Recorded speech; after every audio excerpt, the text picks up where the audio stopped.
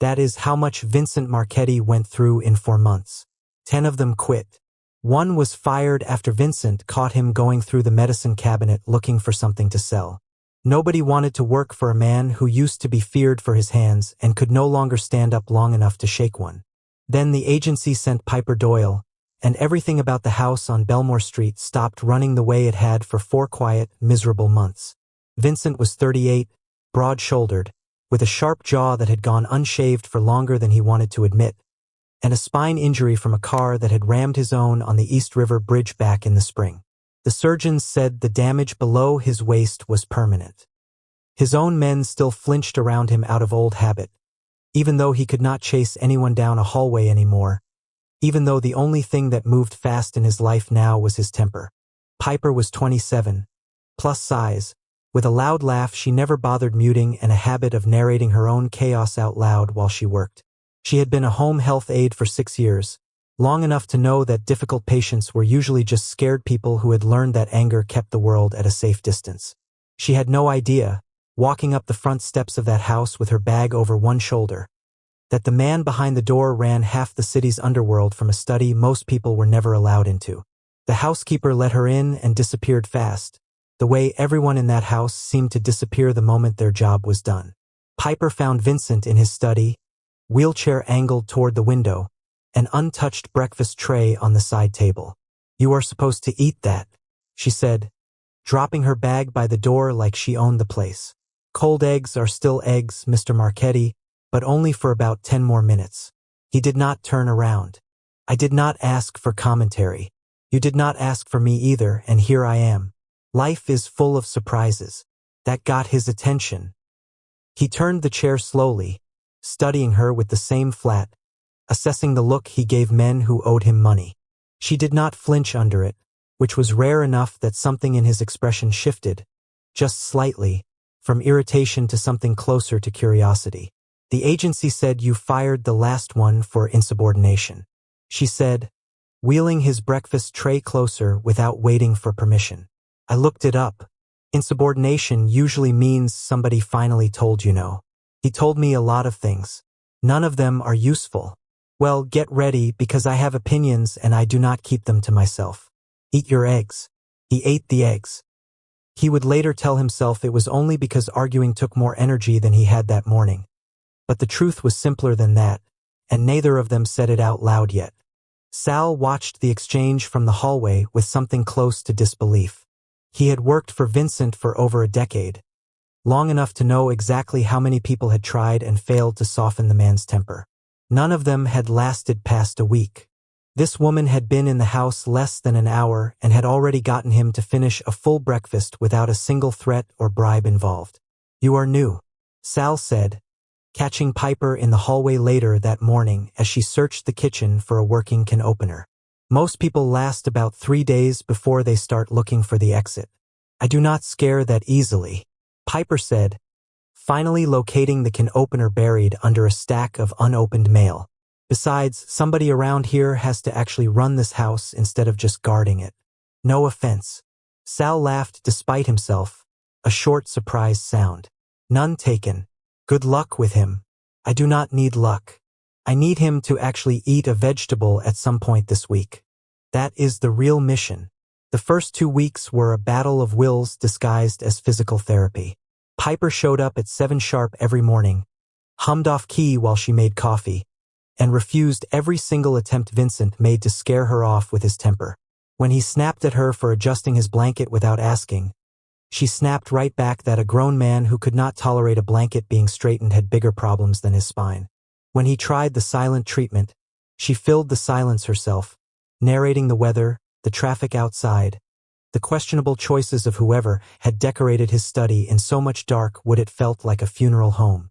"You talk too much," he told her one afternoon, halfway through a stretching exercise she had forced him into against his protests. "You do not talk enough. Between the two of us, we probably average out to a normal person." Despite himself, the corner of his mouth twitched.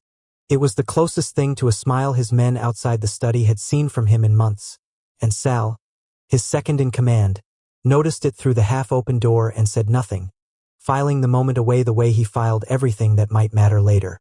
Piper's methods were unconventional. She rearranged his furniture without asking so he could navigate the room without needing help. She brought in a portable record player and played old soul records while she worked his legs through a range of motion exercises, ignoring his complaints that the music was too loud, too old, too much. She refused to treat him like something fragile, which was exactly the thing none of the other 10 caregivers had understood. Vincent did not want pity. He wanted someone who still saw a man in the chair instead of just the chair. She kept detailed notes on his progress that none of the previous caregivers had bothered with, tracking small gains in strength and range of motion week over week, showing him the numbers when his own frustration convinced him nothing was improving. On the days he refused to do his exercises, she did not argue or plead. She simply sat down across from him and waited, patient as stone, until the silence itself became more uncomfortable than the stretching would have been. "You are stubborn," he told her, giving in to the exercises on one particularly bad morning. "Take one to know one," she said, already guiding his leg through the first set. "The difference between us is I use my stubbornness to help people. You mostly use yours to make my job harder. That is not entirely fair. It is completely fair, and you know it." She smiled despite the insult in her words, and something about the warmth in it took the sting out completely. "You are not scared of me," he said one evening, watching her clean up the exercise mats. "Should I be? Everyone else is. Everyone else has heard the stories. I only met the guy who complains about cold eggs and hates being told what to do. That guy is annoying, but he is not scary." He laughed, short and surprised, a real sound that seemed to catch him off guard as much as it caught her. Sal, passing the doorway again, stopped in his tracks entirely. Over the following weeks, something shifted quietly between them, built out of long afternoons and small, ordinary moments neither of them had expected to matter. She learned that underneath the temper was a man who had been running his family's business since he was 22, who had never once been allowed to be weak in front of anyone, and who had spent 4 months convinced that the injury had made him useless to the only life he knew how to live. He learned that underneath her loud laugh and constant chatter was a woman who had spent her whole life being underestimated the moment people saw her size before they saw anything else about her, and who had built her career specifically around proving that underestimation wrong. "You never ask about the business," he said one night, watching her pack up her bag. "Everyone else who comes through this house wants to know. You never do." "I do not need to know what you do to know who you are in this room," she said. "The business is not my patient. You are." Something about that answer settled into his chest and stayed there long after she left for the night. Piper started noticing small things about the house too, the way rooms felt frozen since the accident, photographs still hanging at angles someone had adjusted once and never touched again, a closet full of suits Vincent had not worn since before the injury because nobody had thought to help him figure out what confidence looked like from a wheelchair. One afternoon, without asking permission, she pulled 3 of his old jackets out and laid them across the study sofa. "What is this?" Vincent asked, wheeling closer. "You have a business dinner next week. Sal told me. You cannot show up in sweatpants, Vincent, even if the sweatpants are, admittedly, very nice sweatpants. I was not planning on attending." "Yes, you were. You just did not want to admit you were scared of how it would look, showing up in the chair for the first time in front of people who used to be scared of you standing up." She held up a charcoal jacket, studying the cut. "This one. It photographs well and it will not bunch up when you are seated." He stared at her for a long moment, something complicated moving behind his eyes. "How did you know that was the reason?" "Because it is always the reason with men like you. Nobody is actually scared of the chair itself. They are scared of what people will think when they see it." She set the jacket carefully over the back of the sofa. "For what it is worth, I think the people worth keeping around will not care either way." He wore the charcoal jacket to that dinner a week later, and for the first time since the accident, he sat through an entire negotiation without once thinking about the wheelchair beneath him. The trouble arrived the way trouble always arrived in Vincent's world. Quiet and then suddenly not. A rival family, the Kowalski crew, had spent months testing the edges of Vincent's territory while he was recovering, probing for weakness in the way sharks circle blood in water. Sal had kept most of it away from the house, handling the small skirmishes himself, But word eventually reached Vincent that the Kowalskis had grown bold enough to start asking questions about his condition, about the house, about who exactly was coming and going through his front door every day. They know about her, Sal said grimly, standing in the study doorway one evening after Piper had left for the night. One of Kowalski's men was asking about the caregiver by name at the pharmacy she uses. Vincent's hands tightened on the arms of his wheelchair. If they touch her, Sal, I do not care what state I am in.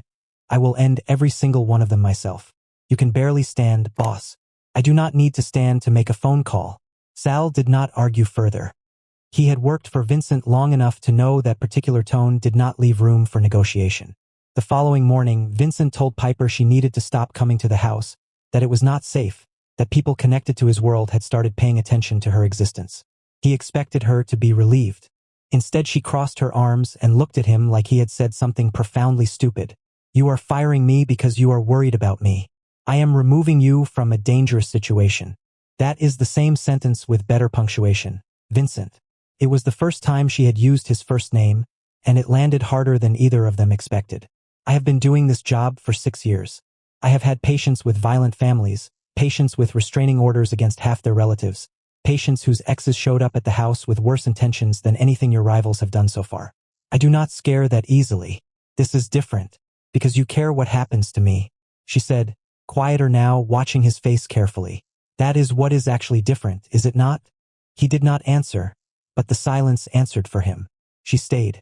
Sal doubled the security around the property without being asked twice, and for 2 weeks the house held an uneasy, watchful calm, the kind that always came right before something broke. Piper adjusted without complaint, letting Sal's men check the perimeter before her morning arrivals, learning the new routines the way she learned everything, quickly and without much fuss. She still hummed off key while she made coffee. She still played her records too loud for Vincent's taste and refused to turn them down. If she was afraid, she never let it show in front of him, and he found himself watching her more carefully during those weeks, cataloging every small brave thing she did without being asked to. You could leave, he told her one evening, watching her stack the exercise mats. Nobody would blame you. This is not the life you signed up for. I did not sign up for a life, Vincent. I signed up to help a stubborn man get his strength back. Everything else just happened on top of that. She sat down across from him, meeting his eyes directly. I am not going anywhere. Get used to it. It broke on a Thursday evening, fast and violent. 2 of Kowalski's men came through the side entrance in delivery uniforms, taking advantage of a grocery drop-off that happened at the same time every week, a routine Piper had unknowingly helped establish over the past 2 months without either of them realizing it had become a vulnerability. Piper was in the study with Vincent, working through his evening stretches, when she heard the delivery door open at the wrong time, 10 minutes earlier than the actual grocery service ever arrived. Something in her gut went cold immediately. That is not the delivery, she said, already moving toward the study door to lock it. Piper, get down. She locked the door just as heavy footsteps thundered down the hallway, and a second later the handle rattled hard, followed by a solid, deliberate impact against the wood. Vincent was already wheeling himself toward his desk, yanking open the bottom drawer where a pistol sat locked and waiting, his hands moving with a speed that betrayed exactly how much muscle memory 4 months in a chair had not erased. The door gave way on the third hit. The first man was fast, but Piper was faster, grabbing the heavy glass lamp from the side table and swinging it hard into his temple the moment he crossed the threshold. He staggered, and she followed the movement with her whole body weight, driving him sideways into the wall hard enough to knock the weapon from his hand before he could raise it. The second man turned toward Vincent, and Vincent fired once, catching him in the shoulder and sending him crashing backward into the bookshelf, papers and framed photographs raining down around him. Piper, breathing hard, kicked the fallen weapon away from the first man's reach and pinned his arm behind his back with a hold she had learned years ago, restraining combative patients twice her size, holding him down against the floor until Sal and 2 of his men burst through the broken door, weapons already raised, finishing what she had started. Silence crashed back into the study, broken only by ragged breathing and someone groaning near the bookshelf. Vincent stared at Piper from his wheelchair, stunned, the gun still steady in his hand even as his eyes searched her over for injury. You just took down an armed man with a lamp, he said, disbelief thick in his voice. I have restrained worse with less, she said, hands shaking now that the adrenaline was draining out of her. You would be amazed what 6 years of home health work prepares you for. He reached for her, pulling her down toward him despite the chaos still being cleared around them, needing to confirm with his own hands that she was actually unhurt. I told you this was dangerous, and I told you I do not scare that easily. She let herself sink into him for a moment, forehead against his shoulder, both of them shaking slightly in the aftermath. Are you hurt? Vincent, look at me. I am fine, he said, voice rough. Because of you. The failed attack inside Vincent's own house, stopped cold by a caregiver with a lamp instead of a bodyguard with a gun, spread through the underworld within days. An operation that clumsy, that humiliating, that thoroughly beaten by a woman the Kowalskis had underestimated completely, did more damage to their standing than any retaliation Vincent could have ordered from a wheelchair. Within weeks, what remained of their crew scattered, unwilling to be associated with a failure that public. The story reached every corner of the city fast, the way stories about humiliated crews always did. Rival families who had been quietly watching Vincent's recovery, wondering if his territory was finally weak enough to take, reconsidered entirely once they heard exactly how badly the Kowalskis had failed, and against whom. Sal reported back within the week that 3 separate crews had sent word through back channels making clear they wanted no part of testing Vincent Marchetti's house again. Chair or no chair. You made us more feared than we were before the accident. Sal told Vincent, half amused, half impressed, standing in the doorway of the study a few days later. A woman with a lamp did more for our reputation than 6 months of muscle. Do not tell her that, Vincent said. She will never let either of us forget it. She will not need to, Sal said. I am telling everyone myself. In the quiet that followed, something between Vincent and Piper finally stopped pretending to be professional distance. He started asking about her life outside the house, her family, the sister she called every Sunday, the tiny apartment she was saving to leave for something bigger. She started staying past her shifts, not because the job required it, but because leaving had started to feel like walking away from something she was not ready to walk away from. Sal noticed the shift too, the way the house itself seemed to breathe easier once the danger had passed. He started leaving the study door open instead of hovering near it, trusting the two of them with a privacy he had never extended to anyone else in the house before. You are different since she came, Sal said one afternoon, catching Vincent alone in the study, staring at a record sleeve Piper had left on the side table. I know, Vincent said simply. Good difference. The only kind that matters. Vincent turned the record over in his hands, something almost peaceful in his expression. For months in this chair, and I had convinced myself the injury took everything worth having. Sal did not say anything else. He just nodded, the way a man nods when a decade-long worry has finally, quietly resolved itself. You know what the strange part is? He told her one evening, watching her adjust the record player to something slower than her usual choices. Before you, I thought the injury had taken everything that mattered from me. The chair, the recovery, all of it felt like proof I was finished being useful to anyone. And now I think it just cleared enough space in my life for someone who actually sees me instead of the reputation. He reached for her hand, turning it over gently on his own. You never once treated me like I was broken, Piper. Not on the first day, not on the worst day, not tonight. You are not broken, she said softly. You are just a person who got hurt and needed someone patient enough to help him heal. That is the whole job description as far as I am concerned.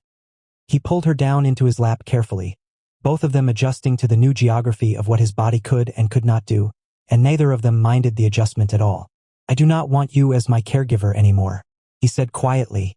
I want you as something that has nothing to do with a paycheck. Good, she said, smiling against his shoulder. Because I was about to quit anyway, on account of falling for my patient. Terrible for professional ethics. He laughed, real and unguarded, in a way Sal would later say he had not heard since before the accident.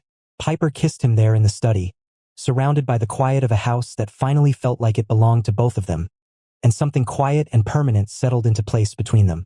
They married the following spring in the garden behind the house on Belmore Street. Half the neighborhood in attendance because Piper had spent years being the kind of person nobody forgot once they met her.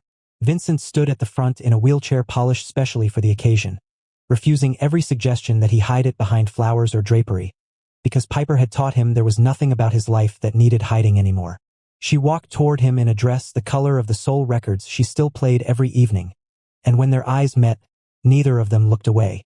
Sal stood near the back of the small crowd, arms crossed, wearing an expression closer to pride than anyone had ever seen on him before. When the officiant asked if anyone objected, he was the first to laugh, loud enough that half the garden turned to look, because the idea of anyone standing between those two after everything they had survived together struck him as the funniest thing he had heard in years. Piper's sister gave a toast that had half the garden in tears within the first minute, describing the sister she remembered growing up, the one who never once walked away from a person who needed help, no matter how difficult or dangerous that person turned out to be. Vincent listened with his hand wrapped tightly around Piper's, thinking that every word of it was true, and that he had been the proof of it from the very first morning she refused to let his eggs go cold. These days, the house on Belmore Street runs louder than it ever used to, full of off-key humming and old records and a laugh that carries through every room. Vincent still keeps a study full of dark wood furniture, but the curtains stay open now, morning light spilling across a space that finally feels like it belongs to someone who is living in it instead of hiding from the world outside it. He still eats his breakfast on time, mostly because Piper still refuses to let the eggs go cold, and mostly because some habits, once they save a marriage, are worth keeping exactly as they started. Sal still checks in most mornings, though these days it is less about security and more about the coffee Piper makes too strong for anyone's taste but somehow keeps everyone coming back anyway. The house that used to feel frozen in the aftermath of an accident now feels like the one place in the whole city that never stopped moving forward, built by a man who thought he had lost everything and a woman who refused to let him believe that for a single day longer than necessary. If the story reminded you that real strength sometimes looks like refusing to be scared away, tell us in the comments. Tell us about someone in your own life who stayed when it would have been easier to walk out the door. And if you loved watching Piper walk into chaos and turn it into something worth staying for, stay close, like this video, subscribe to the channel, and let us bring you the next story.